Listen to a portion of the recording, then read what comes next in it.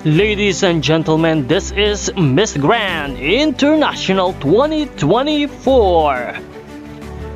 This is Nel 2204. Don't forget to like and subscribe. Ilang oras na lang ay magaganap na ang Miss Grand International Grand Coronation Night. And of course, we are very excited dahil dumating na nga ang evening gown or final evening gown ni CJ Opiaza na dinisenyo ni Mac Tumang. Talagang kaabang-abang ang mga magiging kaganapan mamaya sa Grand Coronation Night ng Miss Grand International at aabangan natin ang lahat ng mga pasabog ng lahat ng mga kandidata, lalo't higit ni Miss Grand Philippines CJ Opiaza. Handa na ba ang lahat na makoronahan ang deserving manalo bilang Miss Grand International 2024?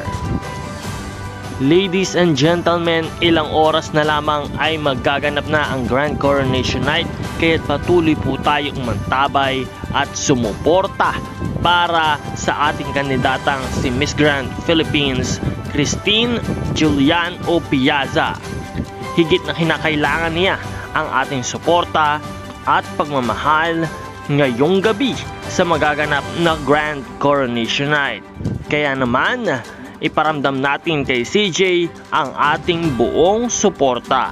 Abangan ang lahat ng mga pangyayari mamaya sa Grand Coronation Night dahil patuloy po kaming magbibigay ng mga balita at mga bagong updates. Kaya't kung hindi ka pa nakakapag-subscribe, ay mag-subscribe ka na dito sa aking channel dahil patuloy po tayong magbibigay ng mga bagong balita. Maraming salamat sa iyong panonood. This is Nel 2204, your pageant blogger host. Thank you so much for watching at maraming salamat din sa iyong pag-subscribe.